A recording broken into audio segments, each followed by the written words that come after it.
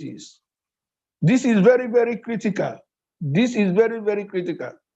You must timely make your returns and payments, and the appropriate one. So when you are calculating your tax, you must be sure you have made efforts to be accurate in the calculation. And in Nigeria, the two main bodies that are involved in collection of tax on behalf of the government are internal revenue services and the state revenue, states internal revenue services of all the 36 states and the FCT. Tax compliance strategies. Tax compliance strategies, as we see it, means that is a taxpayer's decision to comply with the tax laws and regulations by paying taxes timely and accurately. That is, timely and accurately. It is important in the payment of tax. This is important as it supports the programs and services of government and improves lives. However, there are challenges to this.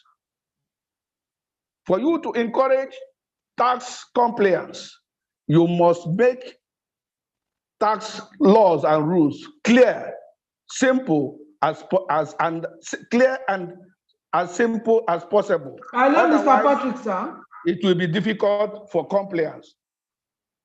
On the other hand, hello, Mr. Patrick, sir. Hello? Our facilitator, sir. Yes. Okay, sir. Please, there is need for you to share your paper, and I will advise if you can lower down your camera so we'll be able to hear you properly. There's no need of showing your video now. Are you okay now? Let's have the paper. It's okay now? No, we are only seeing your picture. We are seeing your picture, not the paper. The paper that you are presenting, that's what I want you to share. Okay. And after that, you can just lower down your video. So we'll be able to. Okay, I will do that. The issue, like I complained this morning, I was having challenge in doing that on my laptop and my phone, because my laptop, I don't know whether it's crashing. It had a challenge. So that was why I thought.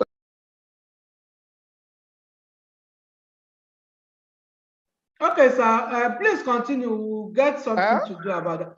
Please continue. We'll try to work it out, sir. Okay, my dear. Okay, so I was talking about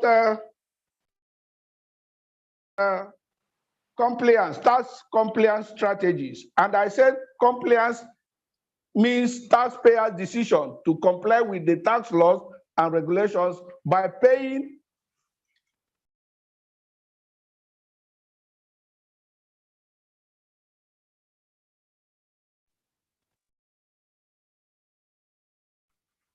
Hello? Hello?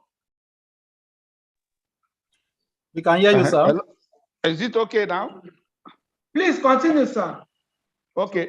So I said to encourage tax compliance, you must make the tax laws clear and simple as possible. And activities or things that can discourage tax compliance by taxpayers that are factors include the following: the magnitude of compliance costs. If to comply cost is high, it means compliance will be low. But if the cost of compliance is low, definitely there will be high level of compliance. The second one is the extent of penalty. That is penalty for falling short of the tax laws. If it is heavy, then you will be sure of high level of compliance. But if it is small, compliance will be low. because some organizations, when they look at what they will pay as penalty compared to what they will gain for defaulting, they would rather pay the penalty and continue the business as usual. Furthermore, the perceived fairness of the tax system, that is how the taxpayers see the tax system being operated by the country. Is it fair on them? Are there many people who are not paying taxes? Are there others who are yet to be dragged into the tax net? So the way they perceive it will make them, if it is encouraging and fair, the compliance will be high. Otherwise, it will be low. Also, awareness level of taxpayers is critical to compliance of or in payment of taxes. The revenue authorities and our institute, through their programs, are making efforts to make the taxpayers be aware of their tax responsibilities, and so on and so forth. Finally, perception of government spending. Perception of government spending. This is, for me, the most critical. If people who pay tax do not get value for what they pay to provide social amenities and other services like healthcare, roads, schools, and what have you, they will not be happy. Like they see people who we pay, who from our tax money, politicians, using the money lavishly for irrelevant things other than economic development. This is a very critical issue that discourages tax compliance. Tax compliance continues. Prince Oyogeke identifies some of the characteristics of a strategic tax compliance policy. A compliant company should be seen to be doing the following: accurate completion of tax documents, that is, timely completion of your documents and accuracy, timely and appropriate filing and payment of your taxes, documentation critical of agreements or communications with revenue or tax authorities. That is, most taxpayers ignore letters or communication from revenue authorities. They will say, why are these people bothering me? But I tell you, it is important you respond to that letter, whether it is important to you or not. Make efforts. Now that we have email processes, make efforts to respond, whether good or bad. You should also keep to agreement with revenue authorities. This will create a trust and integrity of your firm. As such, the relationship between you and the revenue authorities will be very high, and the risk of defaulting on your part will be minimal. Also, the company should be seen to be subjecting every financial transaction to tax implications test. That is, anything you are doing, weigh the tax implications and see how you will make sure that you don't fall foul of the law.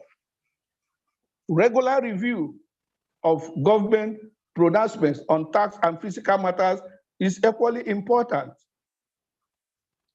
Communications of your tax issues that is relevant to decision makers in the organization to those responsible for implementing them. You must communicate effectively to them so that they will know what to do, when to do it, and how to do it.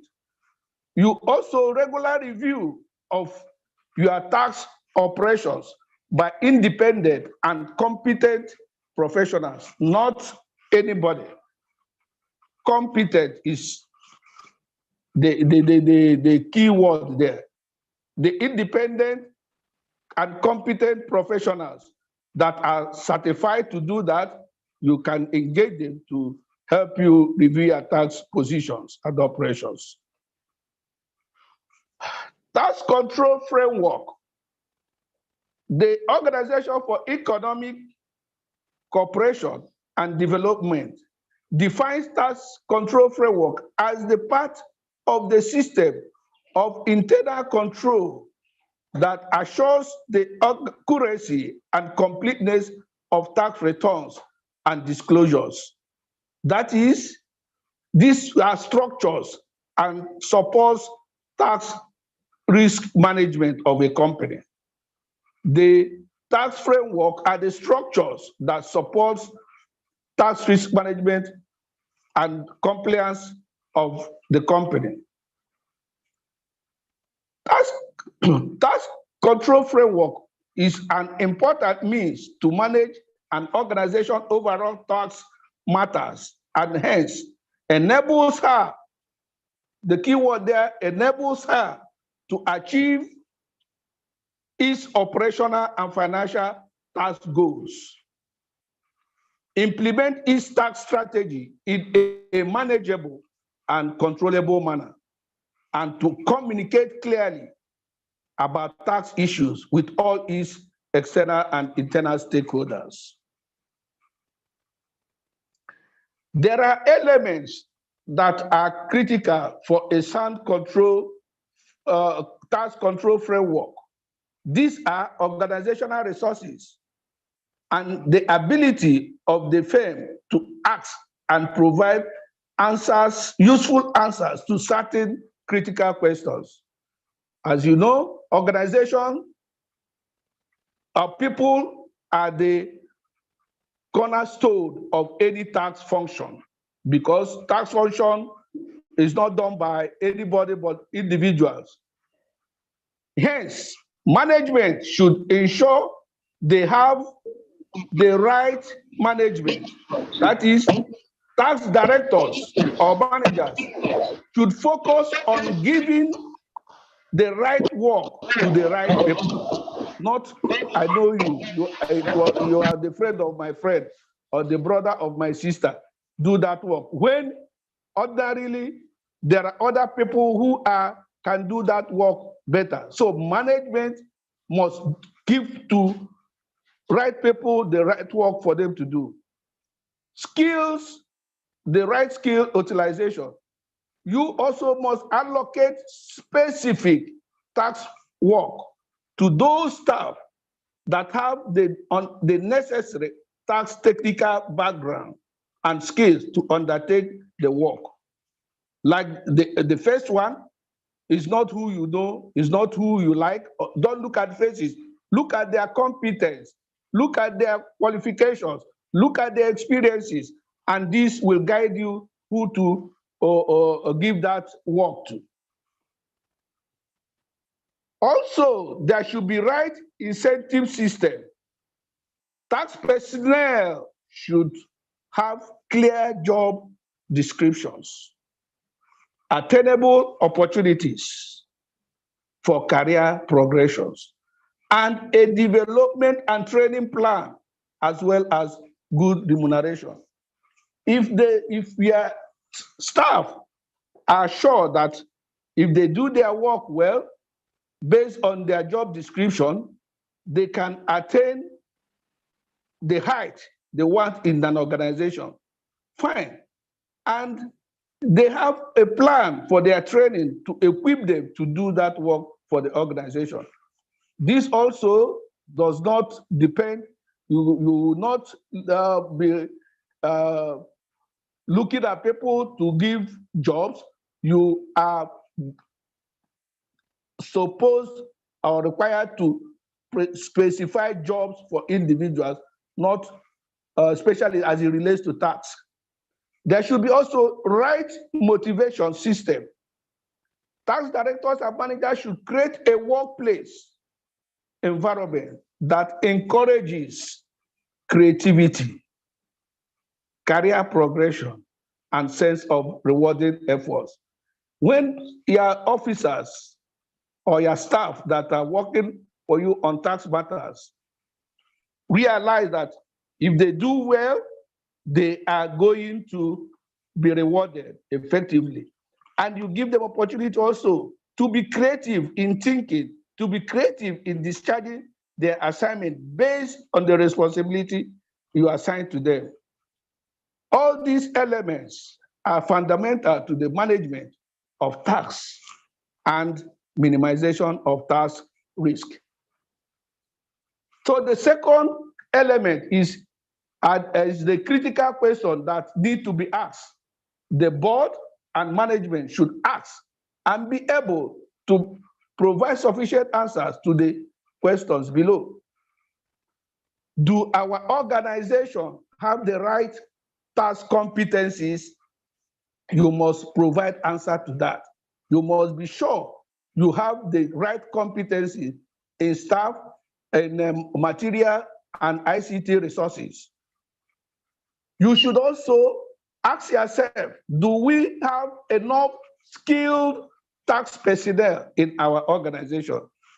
This is also important. You don't just employ mediocres and expect wonders to happen. It's very difficult. You must engage competent and skilled personnel to perform your tax activities. You should also ask yourself, are we assured of the continuity of these tax personnel?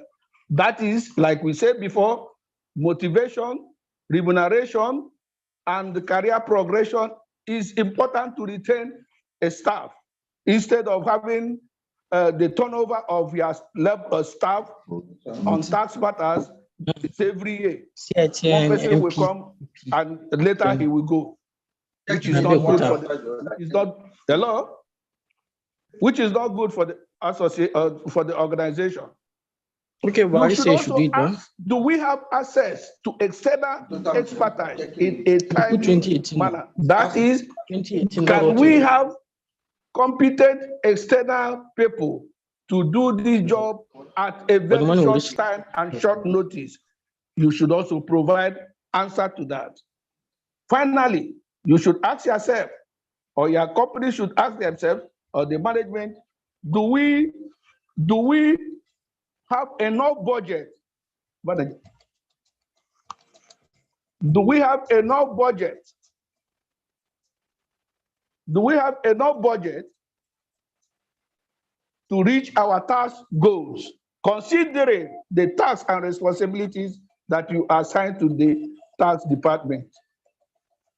Luckily, or fortunately enough, in Nigeria, other than the recommendation for proper books of accounts, the tax authorities has not imposed any directive or minimum requirements on tax control framework for entities, which means you design your tax control framework based on the activities of your organization, the uniqueness of your operations and your facilities. And there is also benefits accruing to organizations for having a good and sound tax control framework. They are on this slide. We look at the role of board of directors. The board of directors defines the tone at the top. What do they do and what are they not doing? What processes have they put in place? What strategies have they put in place to manage and mitigate tax risk as it affects the organization? Basically, this is the responsibility, basic responsibility of directors as in respect to tax management and governance.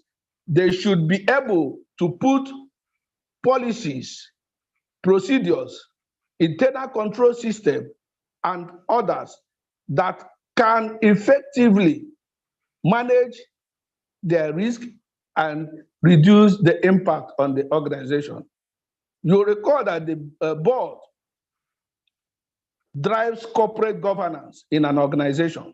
It's the board of directors that drive corporate governance. So corporate governance vis-a-vis board of directors provide the same services to an organization. And their basic interest is to ensure that shareholders and relevant stakeholders are happy with their operations because they are elected by them, not by any other person. According to Prince Oyegoke, the board and managerial level responsibilities with respect to tax include but not limited to the following. A board endorsed formalized tax control framework. What we mean by this is that the board should formalize their tax control framework, sign it off, circulate it corporate-wide or all the locations of their organization and let them know about it. Formalize company director roles and responsibilities for tax risk management. That framework should also define the roles and responsibilities the directors should have as it relates to tax risk management. Board or subcommittee of the board should have charters to include review of tax risk, frequent and regular review of tax risk.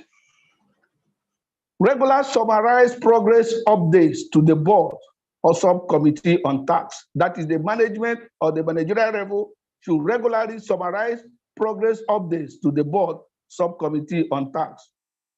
Tax risk registers and escalation of issues where applicable should be maintained.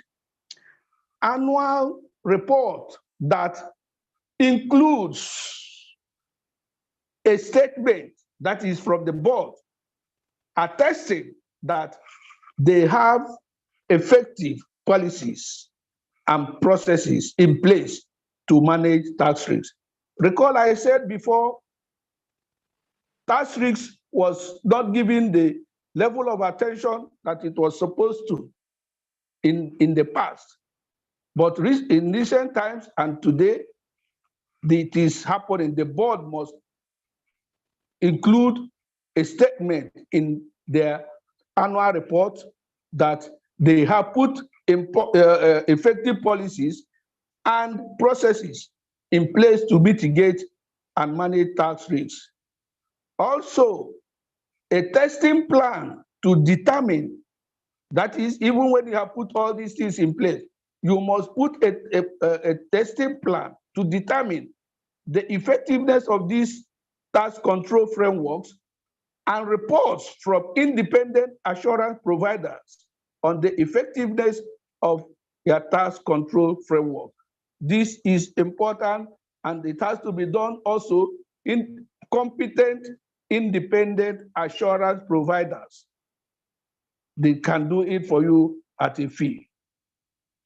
Conclusion. Tax risks of various types and magnitude caused by various factors and their attendant consequences abound in the operating environment of today, business environment of today. Entities are encouraged to periodically conduct tax risk assessment for possible trace and ensure that emerging tax risks are addressed timely and adequately. By installing sound risk management procedures that is managed by qualified and competent personnel. This will enhance compliance in timely filing and payment of tax liabilities. This will also save the entity from several risks, from reputation to financial loss. Presently, tax risk is normally accompanied with reduction in tax revenues accruing to the government, as oftentimes taxpayers hide the objects of taxation to minimize their tax payment. And this is illegal for you. They can also take advantage of loopholes in tax laws and may also adopt mechanisms to legitimately reduce their tax. The overall implication is the revenue accruing to the government will be minimal, will not be as it should be, because those objects of tax that were hidden, for instance, that will not attract us, would have been a source of revenue to the government. And consequent upon this, we have seen that measures that are taken by government and businesses to eliminate or minimize corporate tax risks should be reconsidered to make them more effective.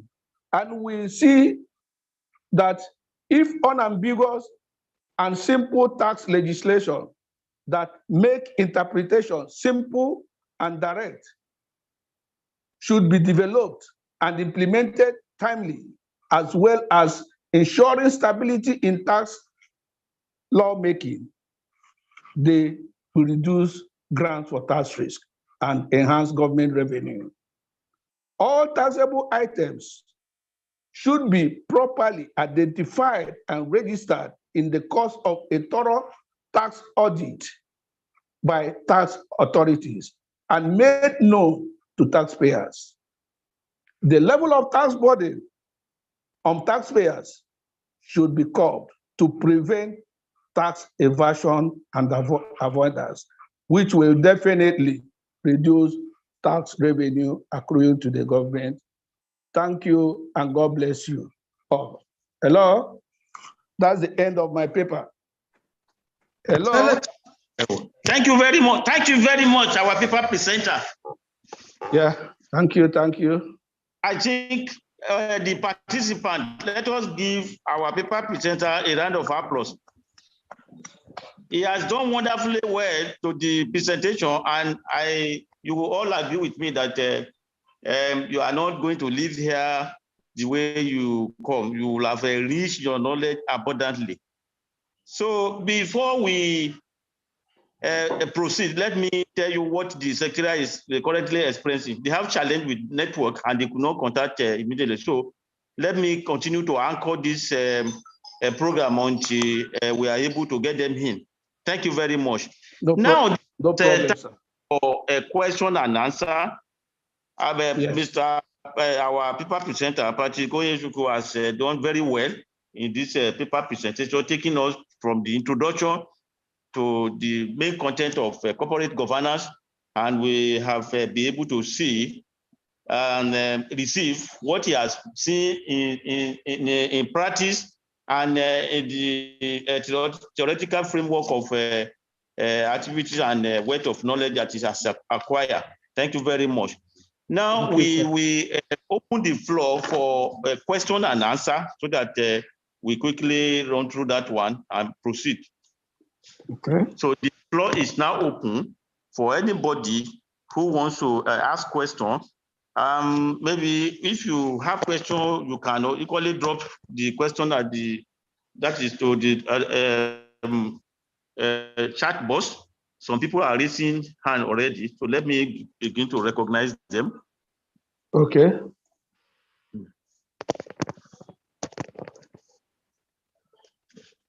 So if you want, if the participant, please, if when you have any question to ask, just unmute yourself and speak to us.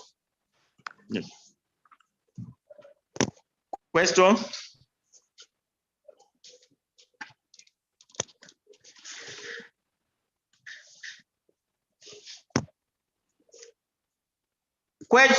Question and answer period.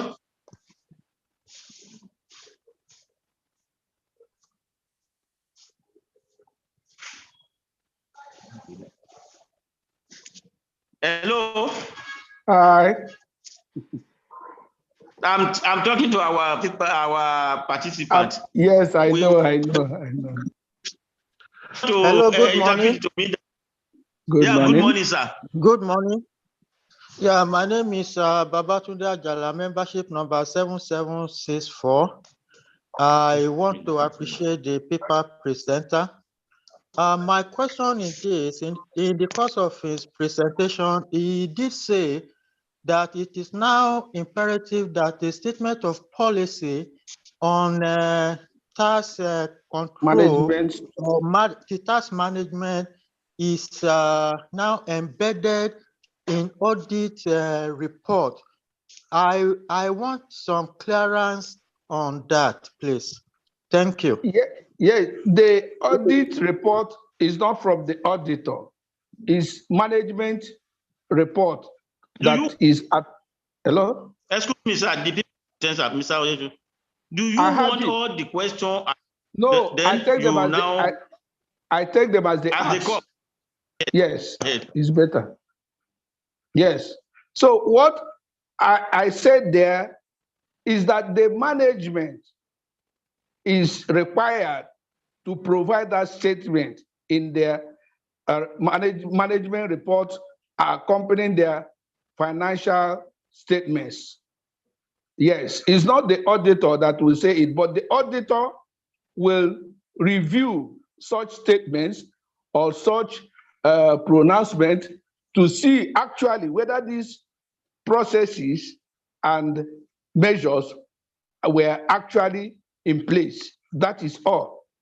It's not the auditor in his audit opinion to start writing that, but you can acknowledge that they have stated that they have put something in place which you have also reviewed and seen that it is existing.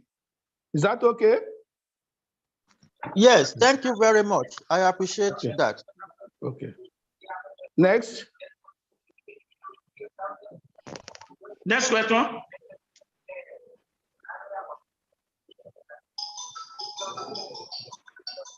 Somebody is raising hand. Yeah, you have the floor, sir. Yeah, thank you very much. My name is Kola Olezike Babaride. My question has to do with the management of Tax risk. tax risk. Most of the time, you find out that in the in the process of ensuring that the tax authority maximize their take,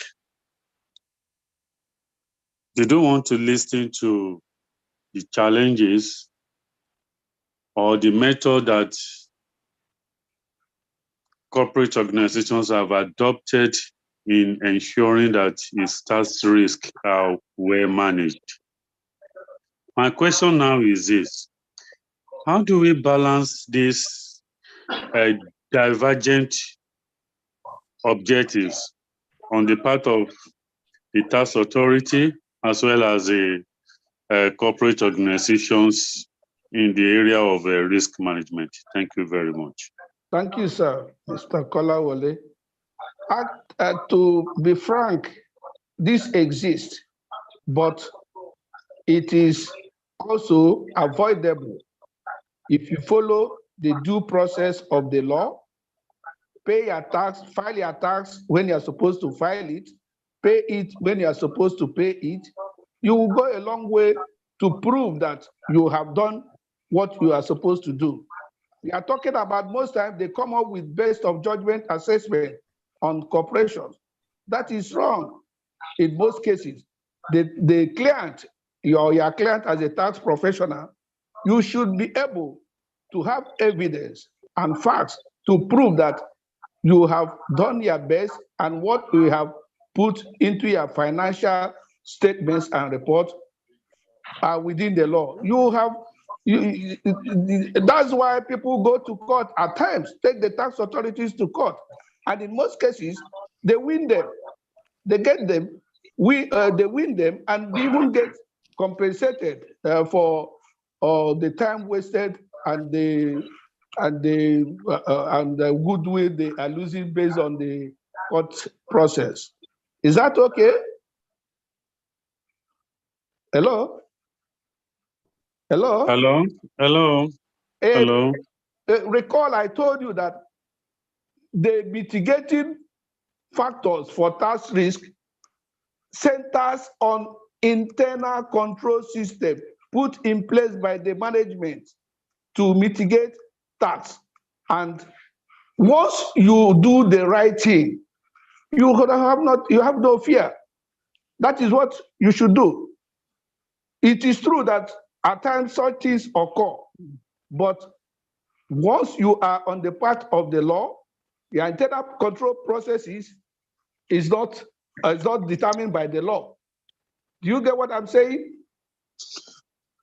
I'm very much with you. But is it clearer to you now? Well, I take your explanation as it is, but most of the time, this issue goes beyond this in practice. Yes, I agree with you. For those of us that are in practice, we know what we encounter on daily basis. Most of this discussion we are having here, in theory, yes, but when we get to the other side of it, which is the practice, it becomes a different ball game entirely. But I've taken your explanation as it is. Thank you very much. God bless you. God bless you. Yes, Emmanuel Anyem. I really appreciate the paper and your lecture, but my question now is, with respect to tax risk, how does it affect tax evasion and tax avoidance? What do you say? Tax fees? With respect to the discussion on tax risk, how does it affect tax evasion and tax avoidance? You know that tax avoidance is illegal, is allowed. That is, you explore loopholes in the tax laws and manage your activities in such a way that you minimize your tax liability. But for tax evasion, like hiding an object that is subject to tax from being taxed, is a criminal offense and is punishable under the law. So you can do tax avoidance, is within the law, but you must do it clearly and well documented. Is that? Okay, thank you, sir. Is that okay? Yeah, but my question is relating to the topic of your question, your discussion on tax risk. Related to the tax risk as a tax manager. The tax risk, we said tax avoidance is a risk. Yes, on the part of the revenue authorities. Is a risk because it reduces their revenue. And so much as it is a risk, is their own making, is the law. What they need to do in such case is to plug up those loopholes in the law that gives you that levity to explore the law to make for tax avoidance. Okay, thank you, sir. Thank you very much.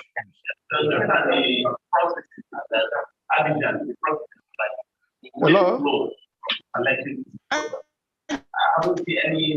Do you have more question?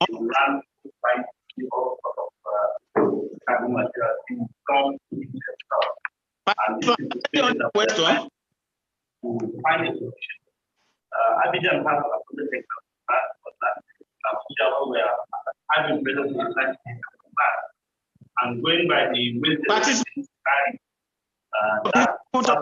underground, you are not very soon looking at the technology. Is that all? The material, well, probably that no more.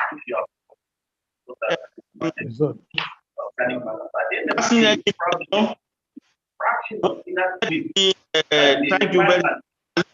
Upon Vice Chairman for the Education Committee to give the paper presenter the vote of thanks.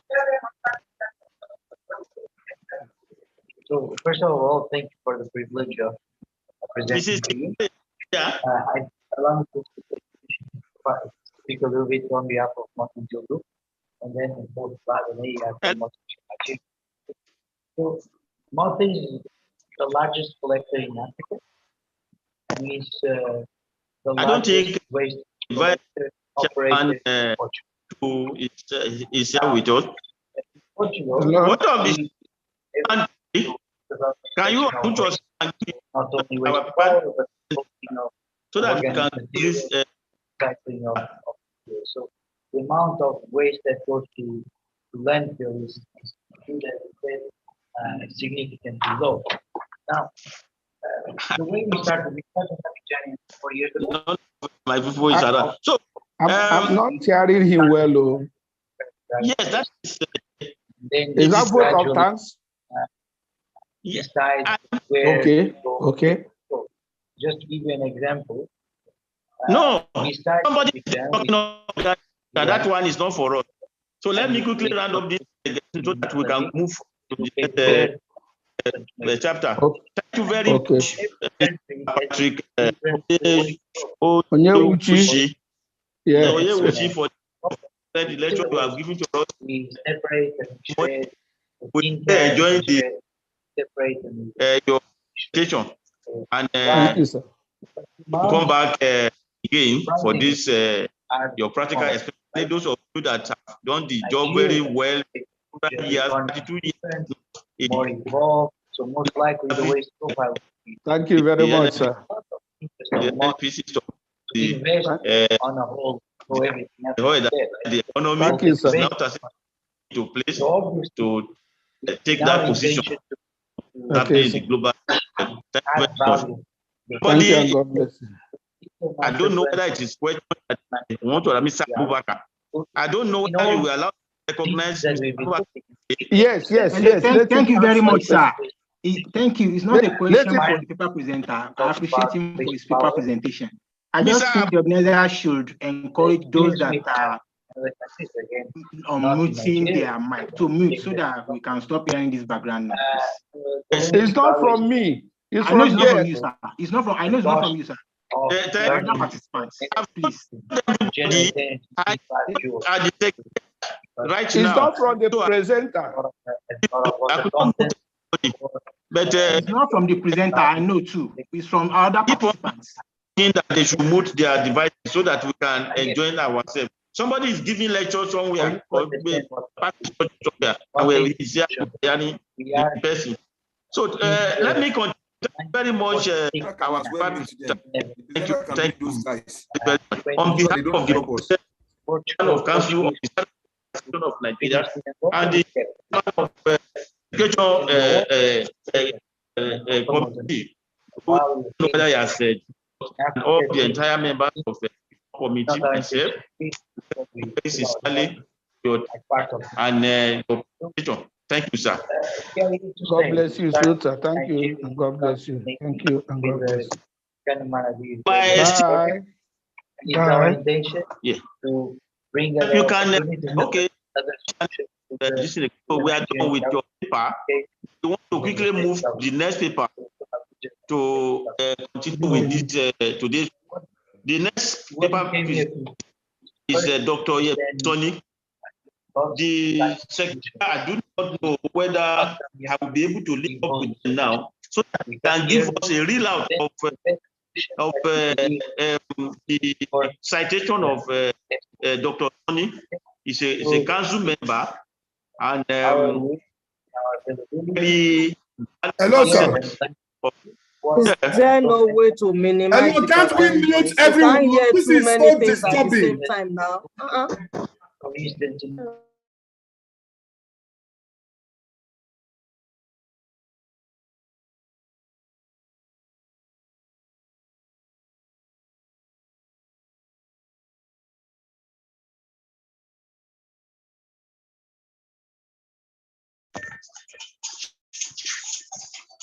Hello?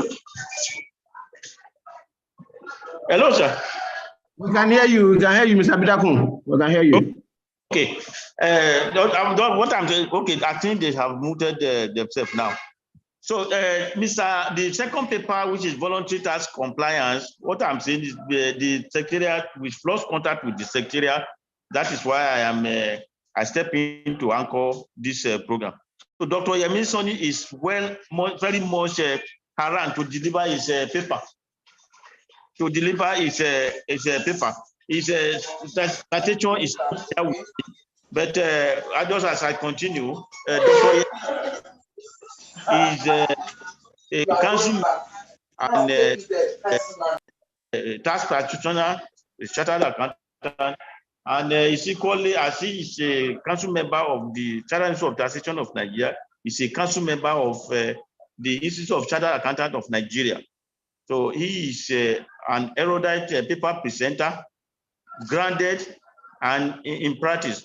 We will listen to him and benefit more for this particular technical topic of voluntary compliance.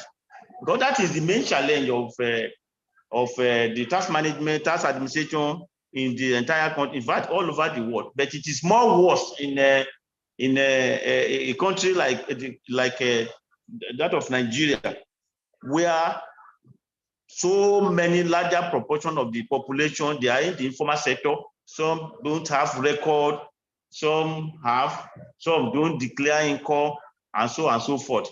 So these people will enlighten us the challenges in that particular aspect of tax management. It is a problem for tax administrator, and equally a challenge to taxpayer, because there are a lot of our taxpayers, they do not know, or they are not lawyers, they are not accountants, they don't know even how to implement the decision or the announcements of government with respect to tax situation in our environment. So let me quickly welcome Dr. Yemi to our midst to start his presentation. Doctor, kindly unmute yourself and take the floor, sir. Thank you very much, sir. Mr. Abeokuta, for that introduction. Oops, hold on, please. I'm coming. I want to.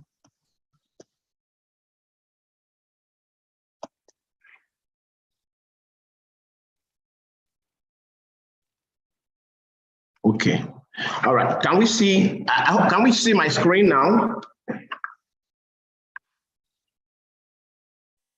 Hello, Mr. Abeokuta. Yes, we can see. Yes, we can see your screen, sir. Yes, okay. Okay. Good morning, everybody. This is not the way I want this thing to show. Hold on, please.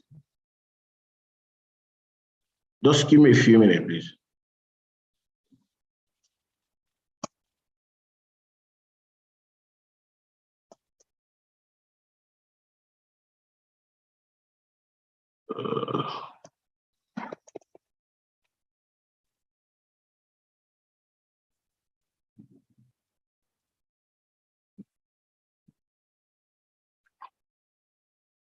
I'm so sorry, I'm assuming with you.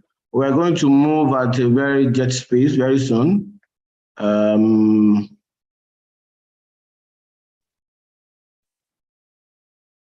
want it to be in a format that will be easy for all of us to follow. And from there, we'll be able to share.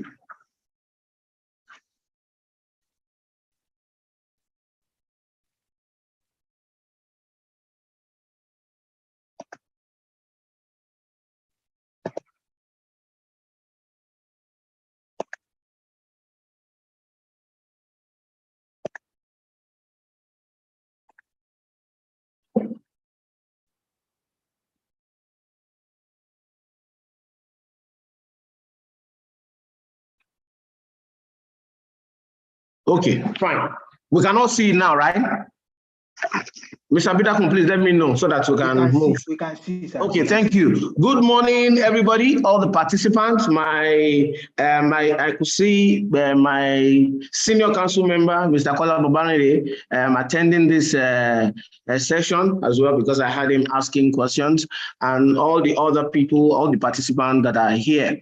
But before we start, please permit me to disturb all of us. You know, as many as we have here that can turn on their videos, I will appreciate if they can turn on their video, number one. And I will appreciate if we can all stand up. In case we are sitting down, please let us stand up wherever we are, right? Once we stand up, I need us to raise our hands up and try to use the hand that we have raised up, take it down and try to touch our toes. Let's do that 3 times, please. Are we, Mr. Abeokuta, are you doing that?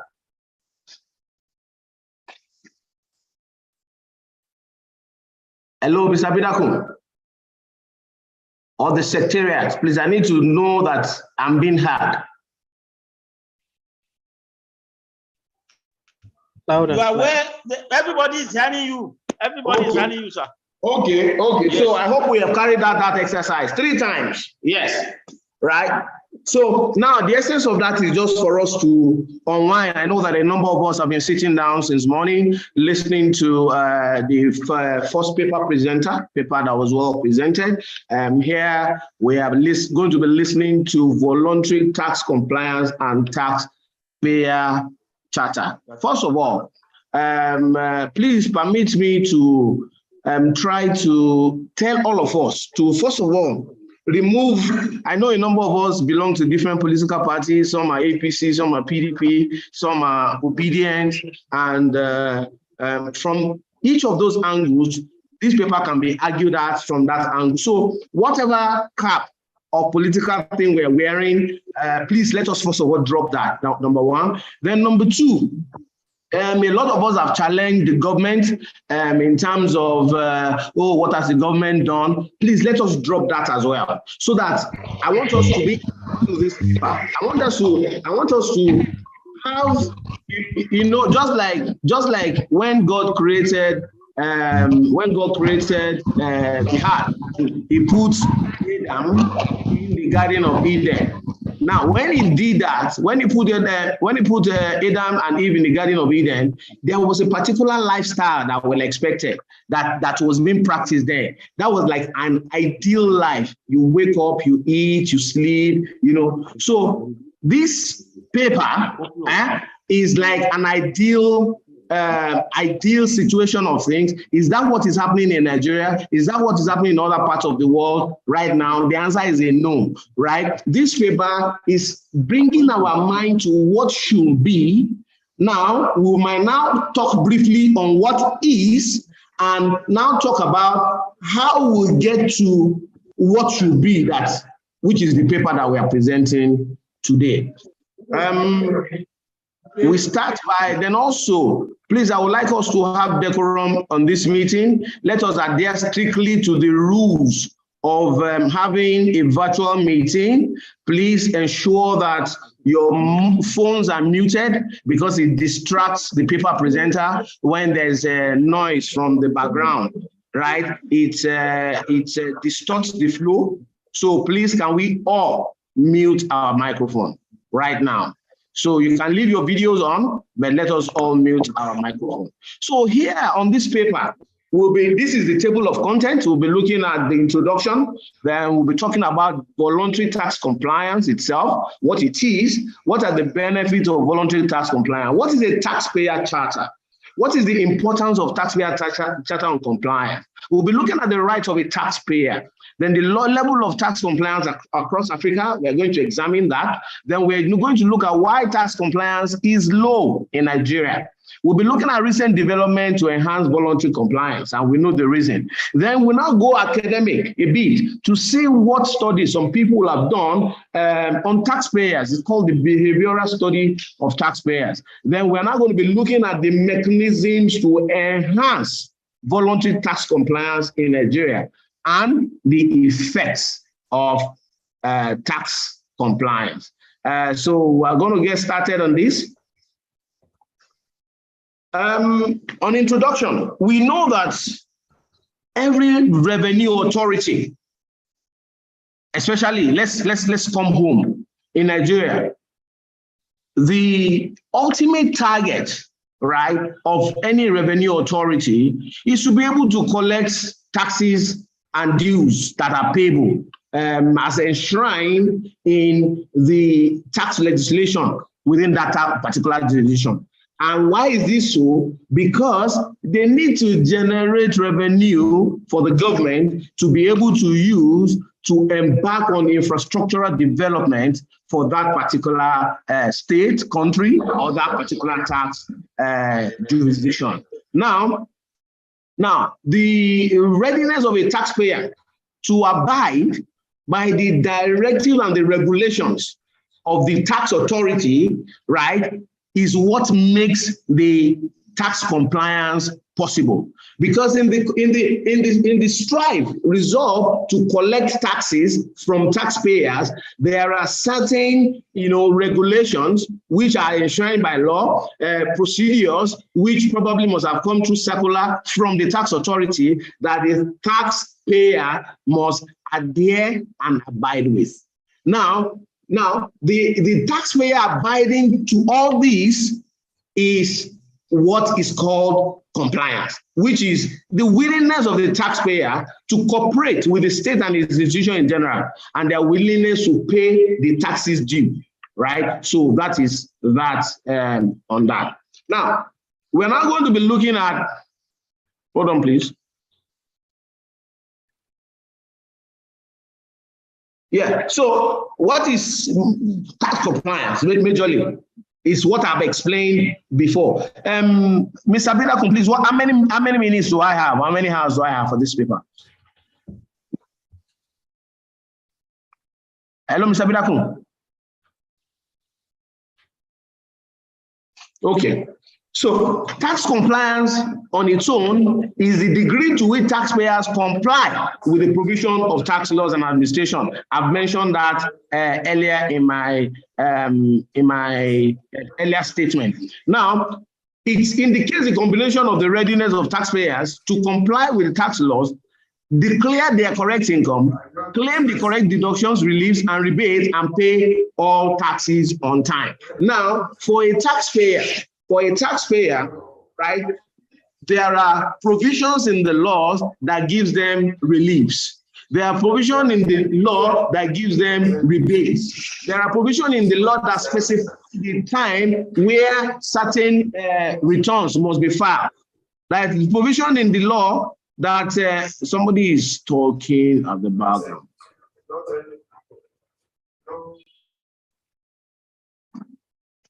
You understand? So there's a provision of the law, right, that gives that specify when certain returns must be filed by the taxpayer, when certain tax payments must be made, right? So when the taxpayer decides to go by all these provisions without querying the authority, because without meeting up with those demands and the procedures and processes, that is what is called voluntary compliance, which means the taxpayer, knows his civic responsibility and goes about that. Now, for you to comply voluntarily, there are certain expectations from a taxpayer, right? And what are these expectations? The taxpayer expects the tax authority, if I have adhered to what you have said, right? Now, there are certain times that when you give me a demand notice, you understand, when there's a liability to be paid and I do not agree with such liability, there are certain provisions in the law, right, that spells out the taxpayer rights on what to do. In that instance, when the taxpayer exercises his or her right, it is expected that the tax authority, right, should respect those rights and act accordingly. As such, the taxpayer expects the tax authority to be cautious and prompt in responding to their demands in that respect. These are things that the taxpayer believes that once he's complying, he should get in return. But in Nigeria of today, if I may ask, do we have that? Do our taxpayers enjoying that from our tax authority? The answer is a big no. Now, because a number of state internal revenue service or some authorities, you find out that they believe that they are God, they're larger than life, and what they say is final, like the taxpayer does not have a right. So here, we're going to be looking at what the rights are of the taxpayer, what the responsibilities are of the taxpayer, and what are the things that the tax authorities themselves should do. Now, there's one thing for us to know what compliance is, and we should actually know what non-compliance is. Non-compliance is the opposite of compliance. So what are the things you will do to show that you are non-compliant? Now, you as a person or an entity, a business entity, you are required to register with the tax authorities when you are earning income or you have started a business. When you fail to do this, as provided for in the law, then you are seen to be non-compliant. Then there are certain filing requirements required by the Internal Revenue Services. When you as a taxpayer fails to do all these things, you are seen to be non-compliant. And when you are making, you are giving the tax authority your records, you know, the details of your financial records, transaction done over a period of time for which tax is supposed to be computed, you are expected to give the tax authority adequate, complete information in this regard. When you fail to do this as a taxpayer, then you are seen to be non-compliant. Then the payment of the tax that you are supposed to make to the government, right? There are time frames when all these payments are supposed to be made. When these payments are not made at this time when they're supposed to be made, then you are seen to be non-compliant. When you are there strictly to all these things that I've stated, right, then that is when they say there is voluntary compliance. Now, voluntary compliance could be partial or it could be total. You could have a taxpayer who has adhered strictly to most of the things that you have here, and at the same time is undershooting the government in terms of payment, right? So now the resolve is for the tax authority to see how voluntary compliance can be increased, because you cannot have 100% compliance from taxpayers. We'll go to the next thing on the slide. What are the benefits of voluntary compliance? This has been broken down into three, right? The benefits as it relates to businesses, the benefits as it relates to government, and the benefits as it relates to citizens. Right. So when we are talking about the benefits as it relates to businesses, you will find out that as a taxpayer who is compliant, right, you find out that this promotes your brand to people. Recently, we saw the chairman of the Federal Inland Revenue Service announcing the president, the company who has paid the highest amount in tax, who has been more. So it promotes your brand. It shows that your brand, your company is compliant, and of course it endears people to want to deal with you. Because the voluntary compliance, again, one of the benefits is that the costs associated with non-compliance will be avoided. Because with non-compliance, you will find out that the government needs to come up with processes that will ensure that they're able to get the monies that have been lost through compliance, or that have not come to the pocket of the government through compliance. And in doing this, of course, there are attendant costs of non-compliance with businesses. Some of them are penalties and interest that are avoidable, right? So this goes off when a business voluntarily complies with his or her tax payment. Then also, it's most businesses right now, we talk about corporate governance, right, and structure. We find out that when a company is complying to the payment of taxes voluntarily, complying voluntarily to filing tax returns, it's part of a good corporate governance structure. So those are the benefits of voluntary compliance, that we can adduce to businesses, to government.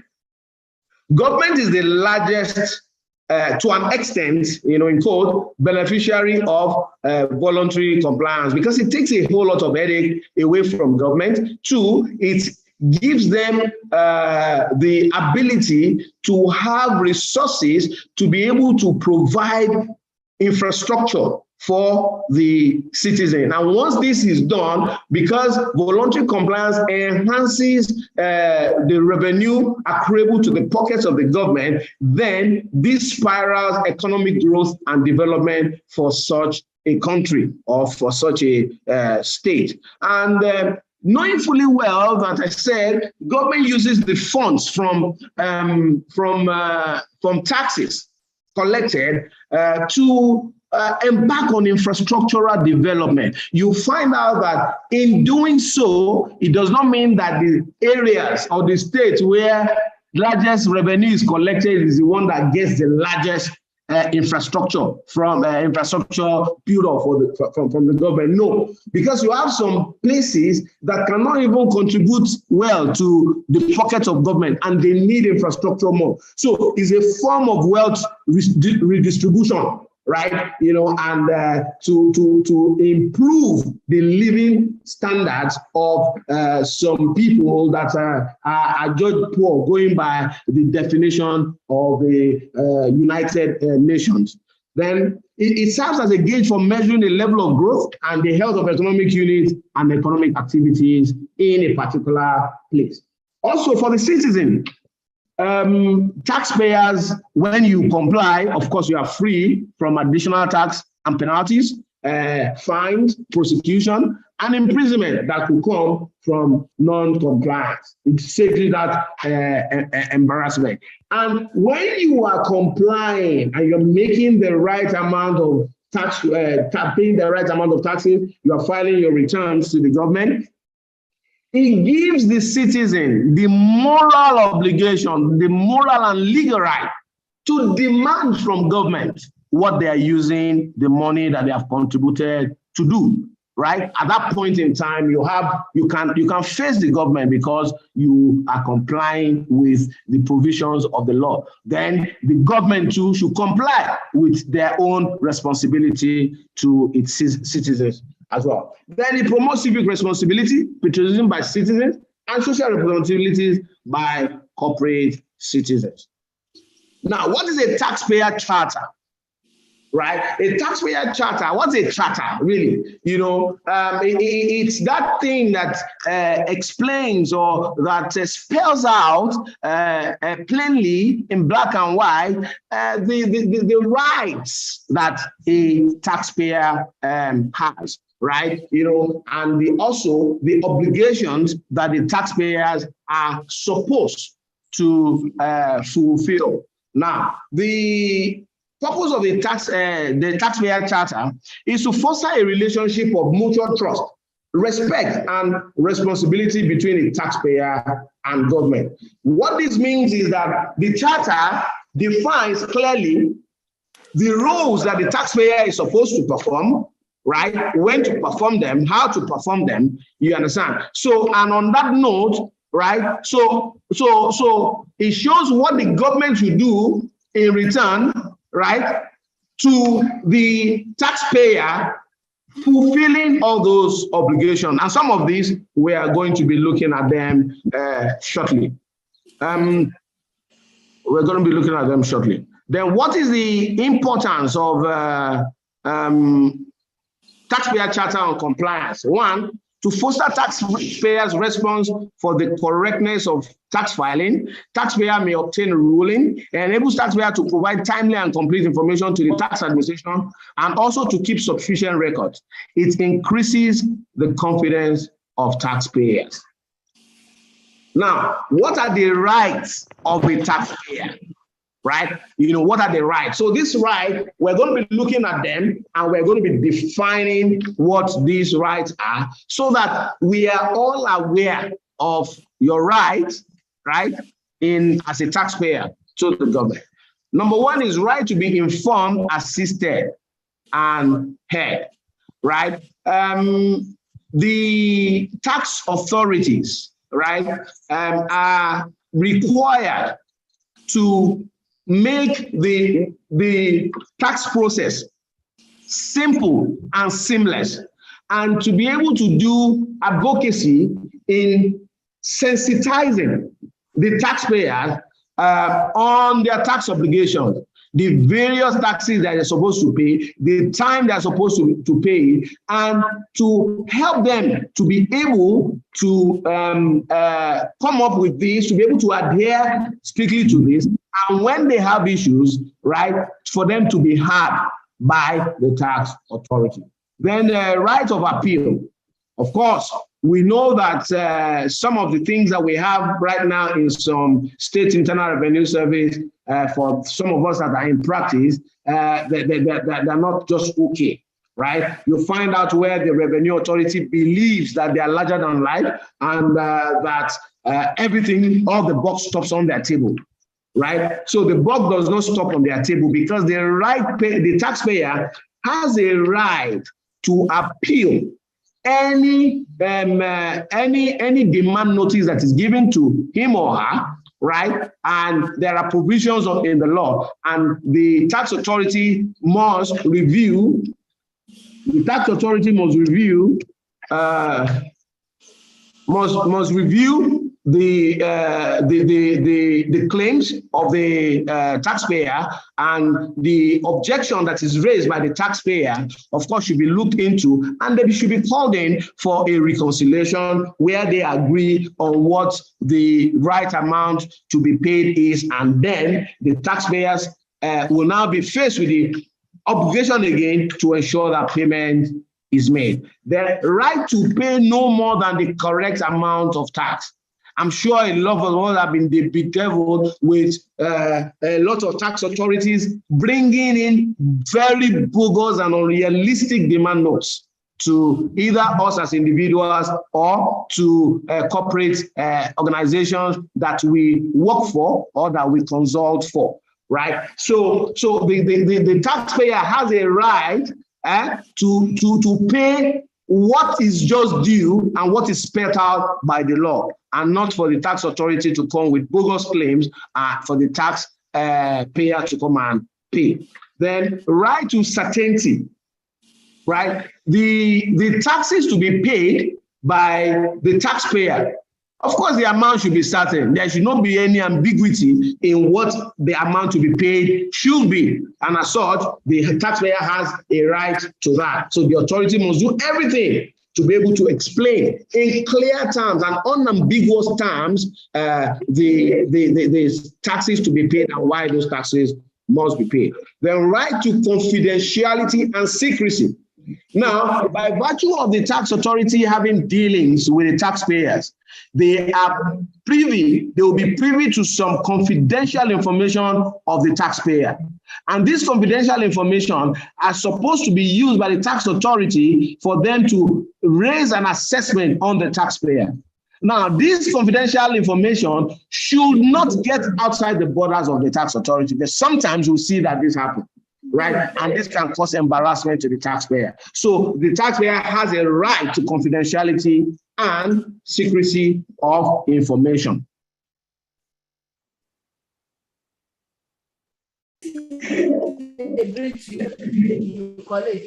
Can we mute our microphone, please? If you are not a paper presenter, can we just mute, please, and not disturb this session? Thank you very much. Right. Now, what are the other rights the taxpayers have? I will not be deliberating much on them. I've written them down here: to provide fair, courteous, and reasonable treatment to the taxpayer, to provide seamless mechanisms for appeal and review, provide complete and accurate information, provide timely decision where a taxpayer has objected to the demands of the tax authority, to maintain confidentiality, I mentioned that earlier, then enable representative of choice. Now, where the taxpayer is not knowledgeable enough in the tax matters that concern him or her or that entity, the right to have a tax consultant to represent them, to help them address those issues with the tax authority. Then to provide mechanism to lodge complaints by the taxpayer. Then to provide a fair and just system. And also to publish from time to time service standards, circulars, and report periodically. Now, what are the responsibilities of the taxpayer? The responsibilities, right, can be derived also from the rights that we just established, right? And I mentioned this earlier, the taxpayer is expected to honestly disclose full information and fulfill his compliance obligation. Taxpayer is expected to be aware of his compliance obligation under the tax law and seek the help of tax administrator if needed, right? The taxpayer is also expected to keep accurate records, of his financial dealings, his transactions that will have tax implications for which the tax authority may want to come and review in order to be able to raise a reasonable assessment on the taxpayer. Then the taxpayer is expected to know what information and submissions are made by his authorized representative. And is expected to make submission as per the tax regulation in an expeditious manner. Also, the taxpayer is expected to pay the amount due, right, in a timely manner to the government, so that they will be able to use the funds to embark on infrastructural development for the citizens. Now, under the Nigerian tax laws, we have picked some of these taxpayer rights. Section 25, subsection 4 of the Federal Inland Revenue Services Tax Payment Act that was introduced by the Finance Act 2020. It amended and allows the service to include a third-party technology, right, to automate the administrative system. Now, that right, a right was given to the tax administrator to be able to use technology, right, to see and assess the transactions of a taxpayer. Now, the right that the taxpayer has from there is that the tax authority cannot just come and say, I want to put this. You understand? The taxpayer has a right to be given 30 days notice for that. So that's one of the rights as enshrined in the Nigerian tax law. Also, the taxpayer has a right for the extension of notice. Same continuation of the above section 25, subsection 4 of FRSCA, right, to ask for an extension of period when you believe that, okay, you are not ready for that assignment to be carried out. Also, when the tax authorities want to carry out tax audits on your company and they write you, you have the right to let them know that the date you are coming is not convenient for me for this and that reason. And as such, recommend an appropriate date that you will have time for them to be able to carry out that assignment. The right of the taxpayer does not include your blocking the authority from carrying out their legal duties on your business or you as a person. Then also the right to object to unfair assessment by the taxpayer, and this is enshrined in section 58 of the Personal Income Tax Act.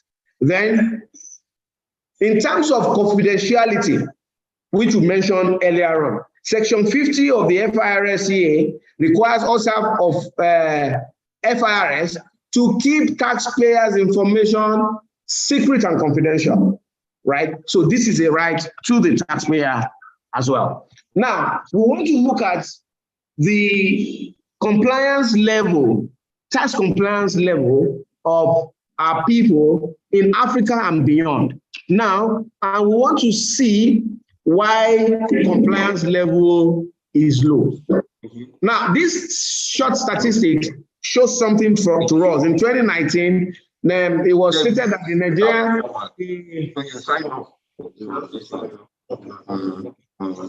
Ibiba Batubo and PC Ibiba Batubo and Ikwen Lucy, can you please mute your mic, please? You are disrupting this session. Thank you. Right. So in 2019, the Nigerian tax to GDP ratio stood at 6%, and that happens to be the lowest. It was lower than the average of about 30 African countries in revenue statistics that was done in 2021. Now, if you look at this here, sorry, not this. If you look at this here, you will see that Nigeria is standing out there at 6%. And, other African countries are doing far, far better than what we are doing. Now, this ratio is low, and it reflects the relationship of taxpayer and compliance to tax payments. That is the impact that we are seeing here.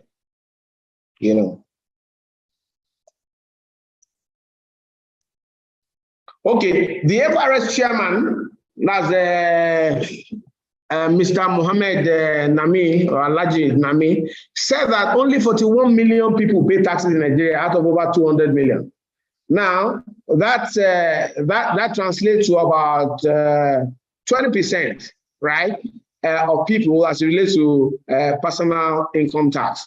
Now, if we have this number, yet our tax to GDP ratio is low, you'll find out that South Africa, that is still on that list as well, that has a population of 60 million people, has about 4 million taxpayers.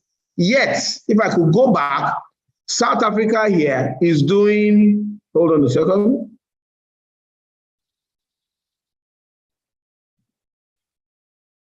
Yeah, South Africa is doing 26.2% tax to GDP ratio. So that tells us that here, tax compliance, voluntary tax compliance here is extremely low. And can we adduce the reason for the low compliance to only the attitude of taxpayer? My quick answer there is a very big no, because the tax authorities on their own part have not done what they're supposed to do to ensure and to encourage tax compliance by the citizen. Some of this you're going to be looking at as this lecture goes on. So we'll look at some of the reasons why tax compliance is low in Nigeria, right? You'll find out that over the years, the exchange rate of dollar to naira has been on the rise. And when the exchange rate of naira to dollar is on the rise, it erodes the purchasing power of the citizen. With this erodes the purchasing power of the citizen, it reduces the disposable income that they have. And for them, they are looking for every opportunity to have additional income to them. So when it comes to fulfilling their civic responsibility in terms of paying the right amount of tax, I tell you, they will devise every means to be able to avoid or completely evade the payment of such taxes, so that they will have enough money to be able to fend for themselves and their family. So that explains one of the reasons why you have the low tax compliance level. The lack of knowledge of tax laws. There's some times that you find out that some taxpayers, they are not even conversant with the tax laws. And as such, it's not a deliberate thing on their part.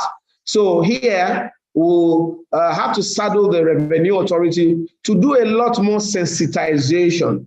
You understand? That will go around and educating the taxpayer so that they know what they are supposed to do in this regard. And with this, once they know, of course, tax compliance, the voluntary compliance will definitely go up in this regard.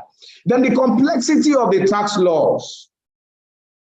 Here I said the unintentional non-compliance may also be caused by the complexity of our tax laws. That is, the difficulty of keeping accurate records and the inability to obtain the information needed to comply. You know, and you find out that in the tax bracket, or we're supposed to have a lot of lower middle income earners in the tax bracket. And with this, these are people that are still struggling. Now, if the tax laws are a bit complex, what is needed is for them to have somebody who will interpret this tax law to them in a manner and in the language that they understand. And to do this, they will need to employ the services of consultants. And employing the services of consultants is not cheap. So this is adduced to be one of the reasons why compliance is low, because they are not able to get tax experts to let them look into it, and they just decide to do what they want to do. Then absence of the spirit of civic responsibility. Gone were the years when every citizen wanted to be responsible for the country. But because of a lot of things that have happened in various administrations that have sent wrong signals to the citizens, which makes them to think or believe that the government on its part is not responsible. If the government is not responsible, why should I be responsible? So this is what eroded the spirit of civic responsibility from the taxpayers. And as such, it has impacted negatively on tax compliance in Nigeria. Then others are crass display of patriotism on the part of elites, irrespective of profit made, tedious process of obtaining tax clearance certificates, inadequate accounting records maintained by traders, lack of manpower for tax administration, the weak tax system, lack of trust from the citizen for the effective use of tax revenue, inadequate tax awareness, we mentioned this earlier, poor management and accountability of tax revenue, lack of comprehensive database. This is very, very key. And the government have been doing a whole lot, you know, to create this database. Because with this database, once they get it right, nobody will be able to hide. And as such, of course, tax compliance, what's it called? Tax compliance will increase. Then lack of harmonization of taxes in the informal sector. Now here, you find out that in the markets, for example, you have the local government going to collect money, state government going to collect money from the same people, you know, and you know, it becomes tiring for the taxpayers. As such, they will devise every means to evade them, you know, and that accounts for low compliance in Nigeria. What are the recent developments to help compliance? As some of these things we'll be looking at them. Hold on, please.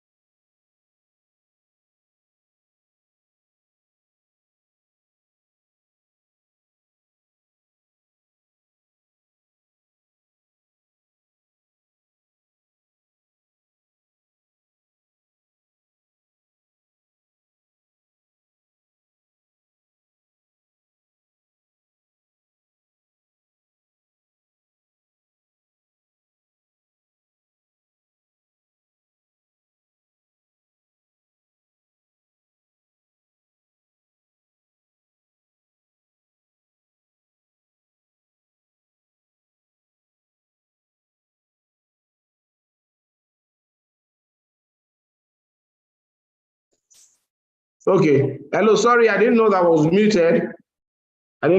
muted.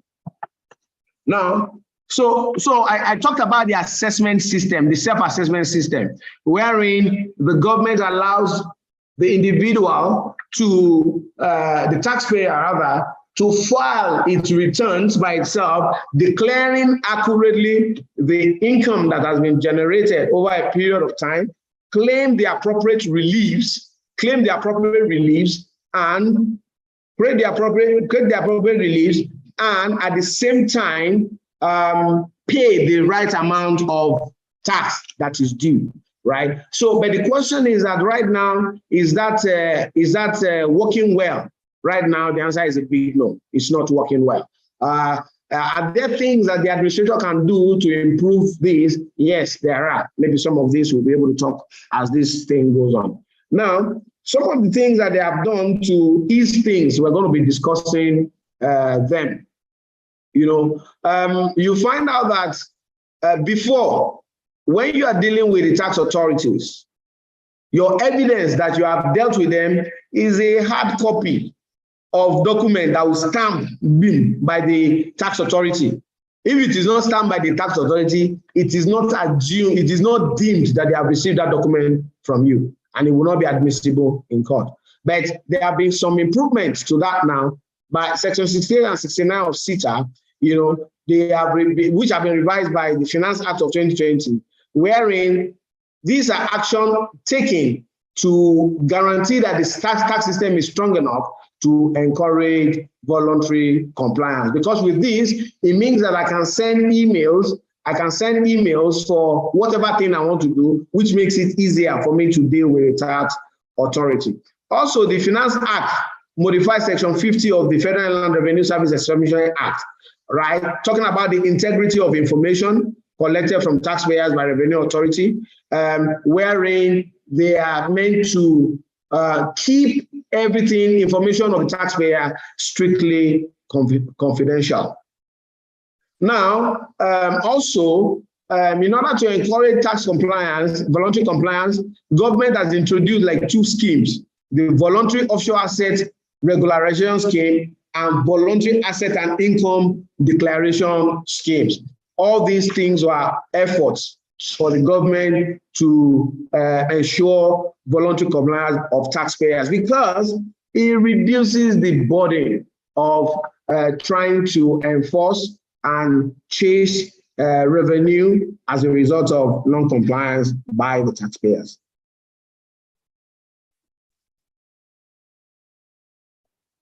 Also, we talk about some of the things, in as much as, yeah, they made some things that were light. Also, there were some that they will pinch you to be able to comply. So one of them is the introduction of fines, right, and penalty for non-filing, which is talked about here.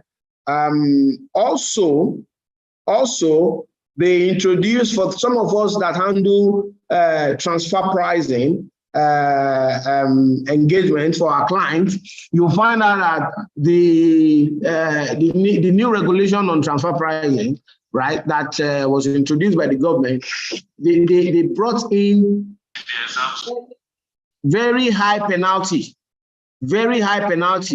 for non-filing.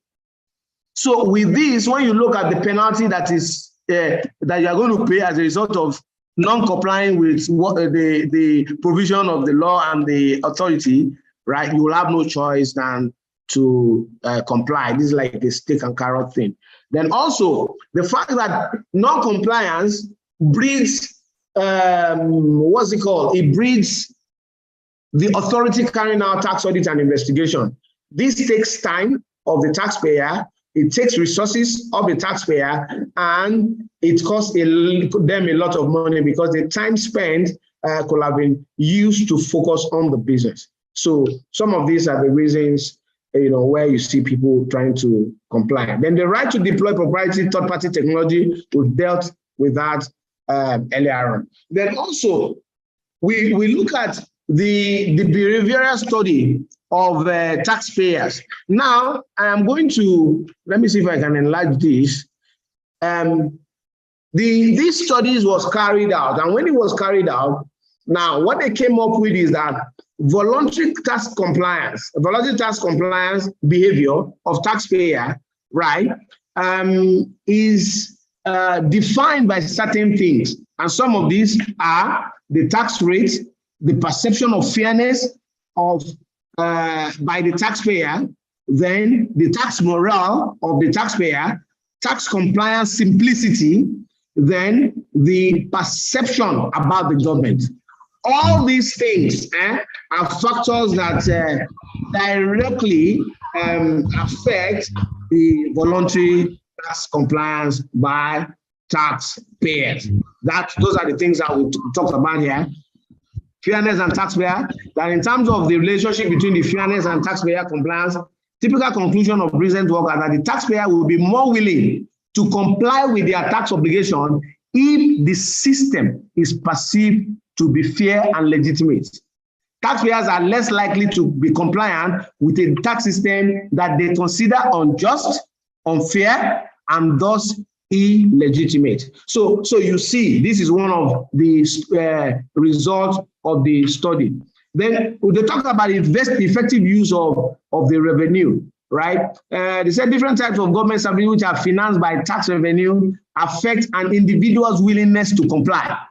Voluntary tax compliance will increase if the government spends the national revenue wisely, right? So which means that the public services required by the citizen, right, can be seen, they are provided and they are functional, right? So it tells us that there's a direct relationship with the use of government revenue and voluntary tax compliance that's one of the results of the study. Then the simplicity in tax laws, right? When the tax laws are simple, it's easy for the taxpayer to be compliant. Then the tax rate, they said tax rates are negatively associated with tax compliance. Once the tax rate is excessively high, then you expect compliance to be relatively low. Yeah, so what are the mechanisms to enhance voluntary compliance in Nigeria? This and what I've just talked about before now are the mechanism. We'll talk about the effect of government spending, which means government spending on public services judiciously, that will be to the benefit of the populace. Fairness, we discussed that already. Then the knowledge and evaluation of taxation, taxpayer education, then maybe rebate to compliance taxpayer. That's one that used to be in our tax law. I don't know why it was expunged, right? So when you are compliant, you have some rebates, and this will encourage a lot of people to want to be compliant. What are the effects of non-compliance? You have low revenue generation to the government, budget deficit, slow economic growth and development. And we all know that all these things not only affect the government, it affects us as citizens as well. Then what are the recommendations? The recommendations are these. The tax authorities go to the government to educate the populace appropriately. There should be a lot of enlightenment. I know that Federal Land Revenue Service has, I don't know whether they still have it. They used to have what is called, is it FIT, Education and Enlightenment Department that go around trying to educate the taxpayer. Also, Lagos State Internal Revenue Service used to have that as well. And before introducing any program, the government should look at the benefits and the cost, right? Because most often times when policies are being deployed, they come up with policies, they look at it from the government side. They should actually look at it from both the government side and taxpayer side for them to come with appropriate policy. Project evaluation is important for the government to evaluate whether the programs introduced in the past meet its required objective and to use the programs introduced in other jurisdictions as a learning point. So this will help as well. Then also, the government should bear in mind that for a program to yield the desired outcome, the perceived benefit to the taxpayer must be realistic, and we should be the one of the criteria that the taxpayer will use in choosing to take advantage of such program. And with that, it brings to the end of this paper presentation. I thank you all for listening, and I'll be open to question and answers afterwards. Thank you. Thank you, sir. Dr. Sonny. Thank you. We appreciate, sir. Welcome. Okay, sir. We are sorry because we have some issues with our internet at the secretariat when you started the presentation. And we appreciate the Vice Chairman one that came to our rescue. Before I call on the chairman, Mr. Ishola Akingbade, to appreciate our paper presenter. Hello, sir. Yeah, we hear you. Okay, I just want so I want to confirm that you can hear me now. So before we call on the paper, before we call on our participants for their questions and their comments, so I would like you to appreciate our paper presenter, and afterward we'll be able to anchor the question and answer section. All right, thank you. Well, on behalf of the president, Chief Adeshina Adedayo, let me, and another council member, let me specifically appreciate the two presenters. I was not online when the first presenter was taken. I was on another assignment. I listened to the second paper. Of course, Dr. Yemi Sonny has been one of our best presenters, and I'm happy that he was able to even expand today's topic, at least added additional information, cutting across voluntary compliance to tax charter, to causes of non-compliance, to various amendments has been introduced by Finance Act and other means, and strategies for encouraging voluntary compliance, difference theory, and a whole lot of things. You know, so these are actually giving me the satisfaction that I get from quality. And our members, our participants today, will ask questions that will be a major addition to our knowledge. And of course, everybody that is participating today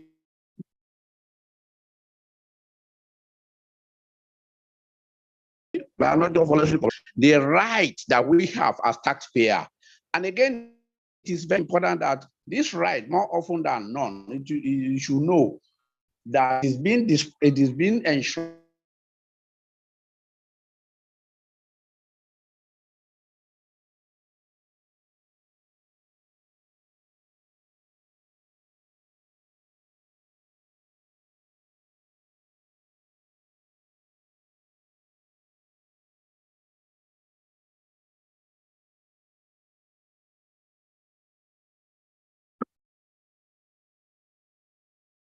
our tax law.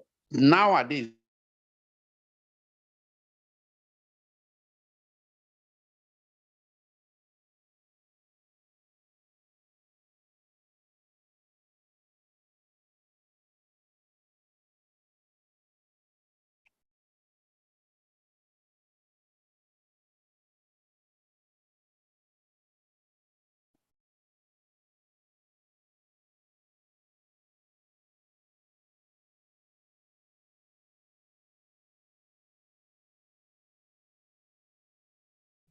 we can't hear you again, sir. Okay. Hello, sir. There's an internet destruction. So, okay, maybe before it comes back, let me just go through our chat box.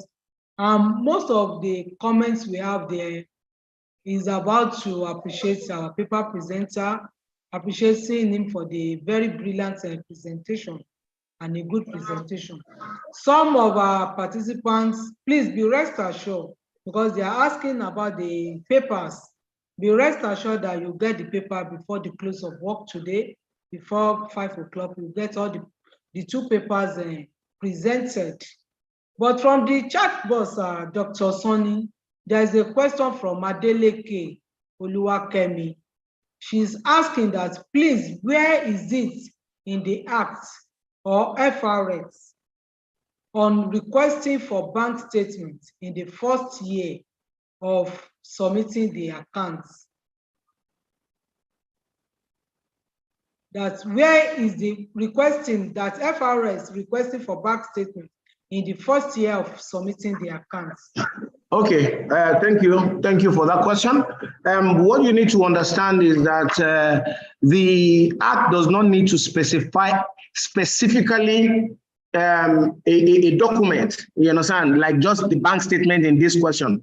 The Act already gives the tax authority the rights, the full right to request for any documentation that will assist them in raising an assessment by the taxpayer, right? So they can ask for receipt, they can ask for anything, you know. So they are allowed by law to request for those documents. If you give them an audited account and they believe that audited account, even though it was prepared by a third party and external auditor, they can request for the general ledgers. And you know, general ledgers used to prepare that account in order for them to satisfy themselves that the records in there, it's okay for them to rely on in assessing the taxpayer accordingly. Thank you, sir. Mr. Tunde Ajala, please unmute yourself and ask your question, and if it's a comment, let's hear you, sir. Thank you very much, Mrs. Ojo. And I also want to still appreciate Dr. Sonny for a beautiful presentation. What I want to say, I think, is more of a comment. We've been talking about voluntary compliance, but from my experience, both in audit and in tax practice, Nigeria is a kind of a funny country. The system, both the FRS and the different state internal revenue services, they did not even make it encouraging, if I should use that word, for people to comfort and actually do voluntary compliance or make an assessment. I remember so many years back, I have had to file a return for a client, or even more than a client, who are not in the tax system. The first time you made your presentation to the tax to any of the tax offices, either the federal or the state, the next thing you see is a bombardment of queries. And yes, there is nothing wrong in tax offices sending out queries. Queries are meant to be answered, and if you say you have an account, you also need to give evidences. But of course, the problem here is that what encouragement are you, or what incentive are you giving taxpayers who come voluntarily on their own? You don't even know that they exist, but they come and they file a return.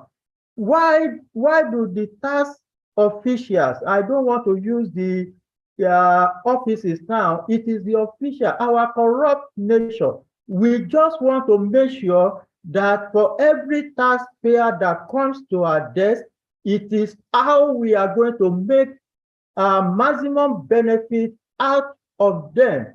Not even for the government, but for the corrupt officers. All these are what is actually discouraging voluntary compliances as far as taxpayer is concerned. So it is a comment. It is what I have seen in practice. So I don't know if Dr. Sonny could have more insight into that. Thank you very much. All right, thank you, sir, Mr. Ajala.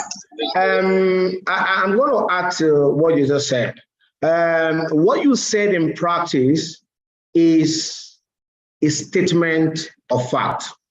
Now, in terms of helping with compliance. The government has a role to play. And if you see when I was describing the taxpayer charter specifies what the taxpayer is supposed to do, but on the other hand as well, it specifies what is expected of the tax authorities to do as well.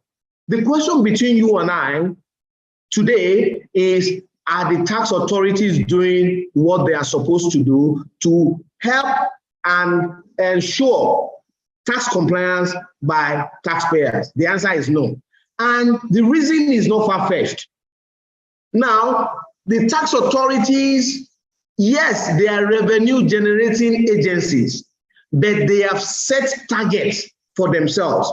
The target they have set on revenue has beclouded their sense of judgment in ensuring that they do what is right to encourage tax compliance by the taxpayer. And these are the things that you and I will, at forums like this, be able to point out to them. That's number one. Number two, because we as professionals, we have seen that the tax authorities, they cannot really, let me say they cannot solve the problem. They are solving the problem, albeit at a very low pace. That is where you and I, as professionals, need to come into this by doing what? By building applications. And to inform all of us, I am already doing one. To build applications that will handshake with all the state internal revenue services in Nigeria. And this will help taxpayers to be able to transact any tax transaction from the comfort of their home, on their desktop, or on their phone. The question is, will they allow this to happen? Of course, these are political steps that will be taken to ensure this happens. And once it happens, it will endear taxpayers to be able to comply voluntarily. Don't forget, voluntary compliance does not mean total compliance. Do you understand? It could be partial, it could be total, right? But if we are taking steps, we can even take baby steps. When we take baby steps to ensure that everybody is even complying first, then later we can now go into the adequacy of compliance. So, but and I strongly believe that we're going to get there, Mr. Jalan. Thank you. Dr. Sonny. I have Mr. Femi Fajebe. That one, yeah. That was Boris. Mr. Femi Fajebe, please. Your question. Good afternoon. Good afternoon, sir. Yeah, good afternoon, ma. And good afternoon to Dr. Sonny and to the members of the institute. My question is this. In time past, we used to have tax audits coming into clients' offices. And then once they complete their tax audit, on account that has been previously complied, submitted, and then they are still coming back to raise additional interest and penalty on account that has been submitted, even if it is a self-assessed submission. Maybe I don't understand what is going on. You have on a yearly basis, you submit your account, and then they come in to do either desk review or the proper audit for those respective years, and then they still come back and penalize with interest. I think we need to look into that angle. It doesn't make any economic sense to anybody. These are some of the things that are discouraging some of us even to even comply with tax authority, to be honest with you. Because I look at it, why would you come back on a year? Why will you backdate what has been complied with? Thank you so much, sir. All right, Mr. Fajeba, very, very, very good and exciting question, but I'm going to address it. If you go back to the presentation I made, one of the things in the taxpayer charter is that the taxpayer will declare complete, right, full, and accurate information to the tax authority.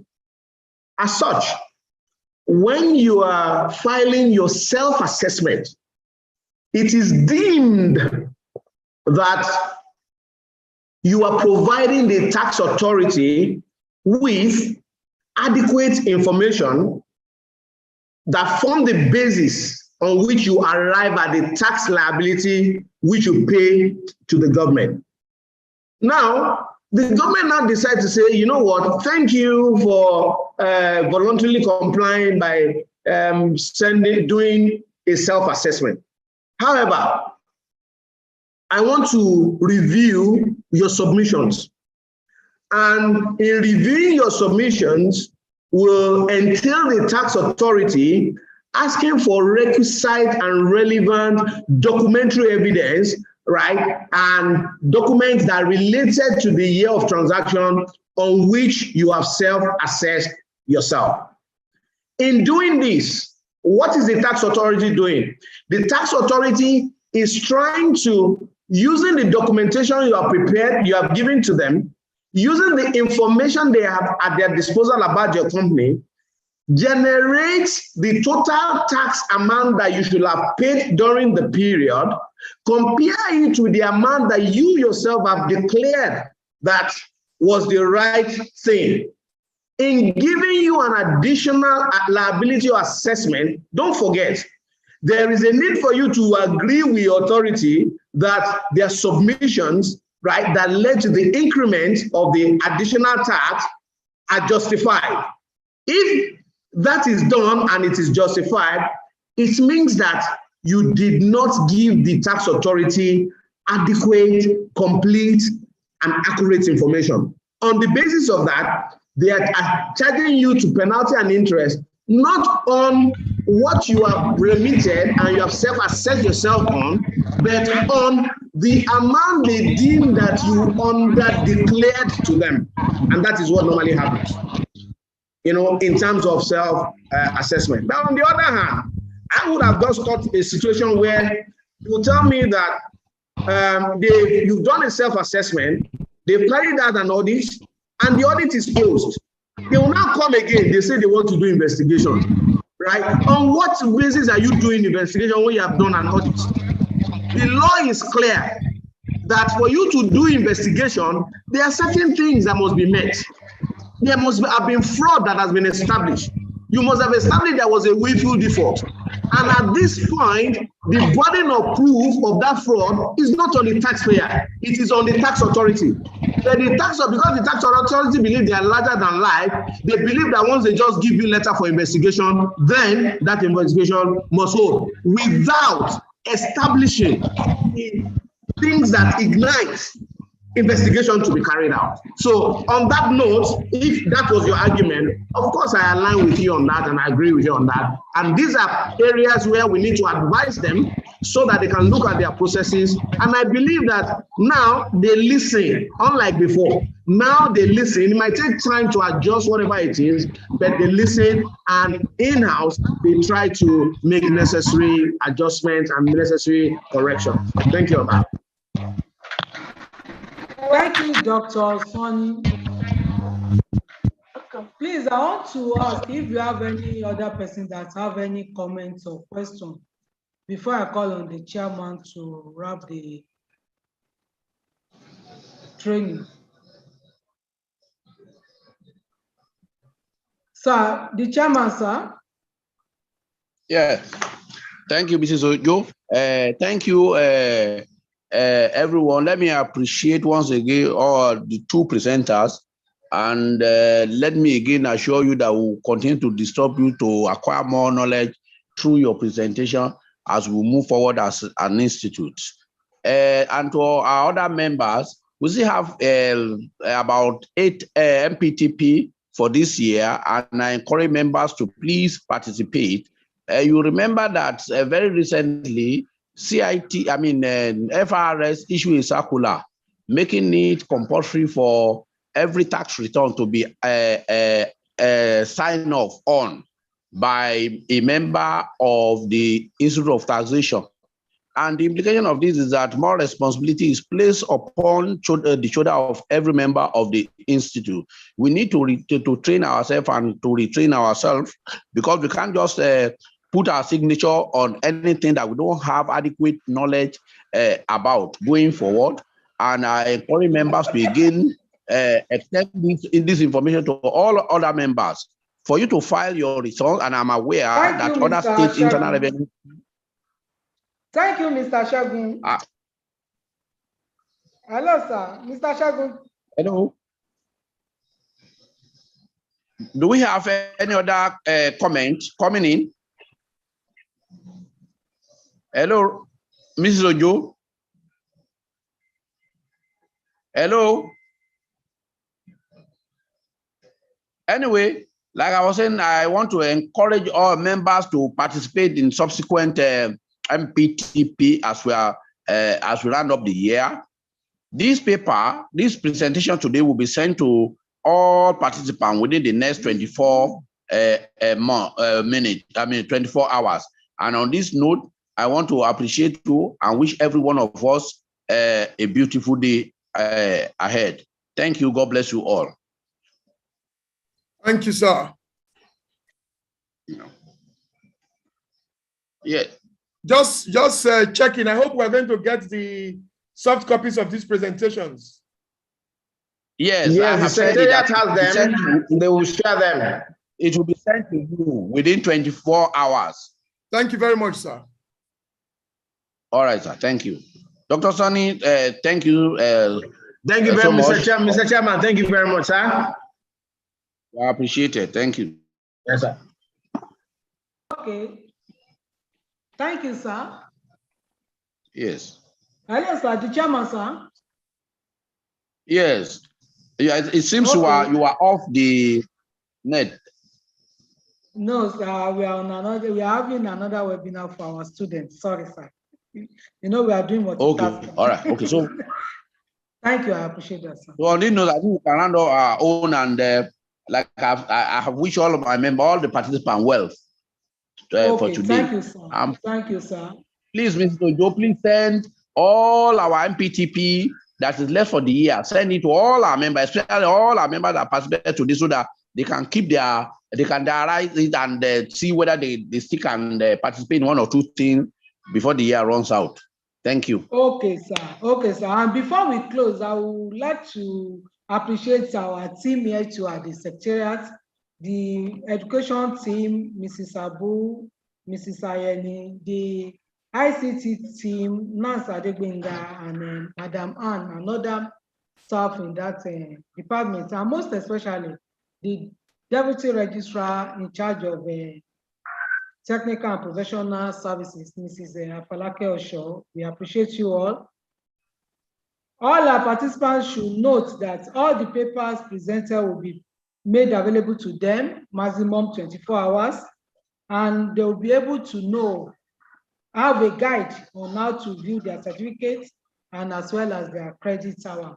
We appreciate you, and as the chairman has directed, the remaining MPTP for the year will be made available to you in order to still enrich your knowledge before we start preparing for the festive period. Thank you, and God bless you. God bless you. Thank you.